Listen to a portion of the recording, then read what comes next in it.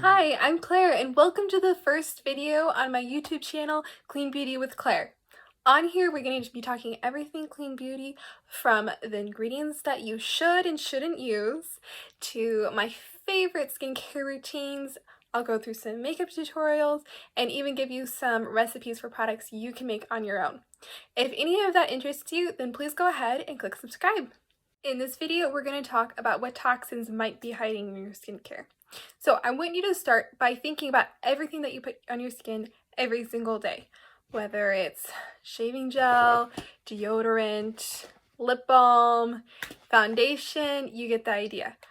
As women, we put so much on our skin. The average woman puts 12 products on their skin every day. And in those 12 products, there are around 150 ingredients. So how do we know if those ingredients are actually good for you, or if they're harmful to your health? Well, it's really easy to find out, and I'm going to go through it right now. First, look up the Environmental Working Group, or EWG, in your browser and search for their Skin Deep database. Once there, look for your product. Here I'm researching a NARS lipstick, so scroll through, find your product, and it'll give you a rating. They rate these products on a 1 to 10 scale, 1 being the best and 10 being the most toxic. And okay, so this one's a 5. Then you'll see these gauges and they tell you exactly why it's toxic, and you can see the ingredients with their specific ratings. So you can also, if your product is not on there, you can also research each individual ingredient. Then I'm going to take my Beauty Counter Color Intense lipstick and search for that. And this one is actually a little bit higher than a lot of the Beauty Counter products because it has peppermint oil in it, which is a 4. Okay, so this one's a 3, and you can, again, scroll through and see exactly what it's all about. As you go through your products and look at your ingredients, you're going to realize that many of them might have some harmful ingredients. For example, the parabens and phthalates are endocrine disruptors. They actually mimic some hormones and can entirely mess with your endocrine system, leading even to things like breast cancer. Mineral oils and formaldehyde are known carcinogens. And fragrance, the little word fragrance, can hide hundreds of chemicals that industries are not required to label. You're going to start doing this and realize that many of the products that maybe you've been using each and every day on yourself, on your children, actually have really harmful ingredients. You're going to find things like parabens and phthalates, which are endocrine disruptors. Mineral oil, formaldehyde, these are known carcinogens, and the little word fragrance that is in everything can really hide a whole slurry of chemicals. Hundreds of chemicals can hide under that word because companies are not required to actually label it. So not only are the bad ingredients intentionally put in your products, but they can also be tainted with heavy metals. Not only are these unhealthy ingredients put intentionally in your products, but they can also be tainted with heavy metals. For example, talc is a perfectly fine, perfectly safe mineral, but the way they source it, it can be tainted with asbestos, which we know is awful, and that's the last thing we want on our skin. The beauty industry has over 10,000 ingredients in use, and many of these have never even been tested for safety. So we are the guinea pigs. Okay, so we've established that a lot of products do have ingredients that are not healthy for you.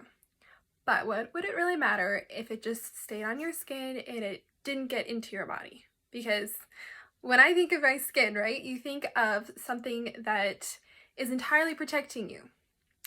The truth is, there are 3 ways, and this is not a blanket statement, I'm not a scientist, but the way I see it, there are 3 ways that these harmful ingredients can enter your bloodstream: through absorption, consumption, and inhalation.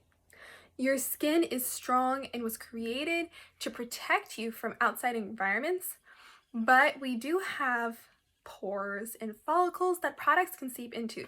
Some, called nanoparticles, are actually designed to intracellularly penetrate deep into your skin and into your bloodstream. So, skin is your largest organ, and about 70% of what you put onto it actually gets in. Now think of all the products you might inhale.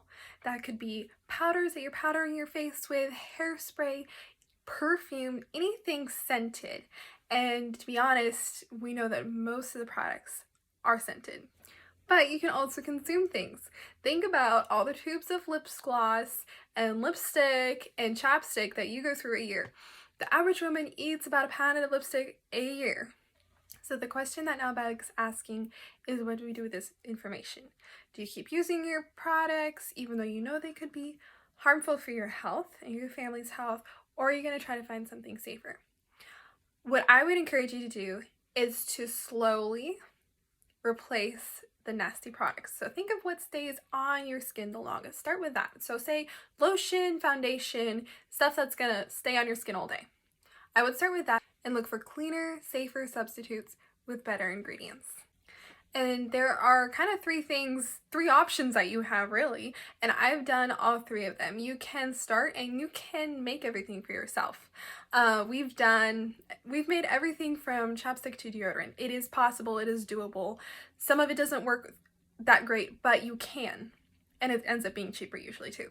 Or you can use tools that I went through, the Environmental Working Group Skin Deep database, and you can go to a Marshall's or your Target and find products that meet your requirements. Or you could find a brand you trust. So I've enjoyed using Beauty Counter because they are certified by the Environmental Working Group, which means that they are the cleanest and they also work really well. If you'd like to learn more about Beauty Counter, then comment below and I'll be happy to add you to my email list. I will also link below some of the websites that have been very helpful for me to find this information to share with you so that you can go and use this as a launching point for your own research, because we need to be informed about what we're putting on our skin.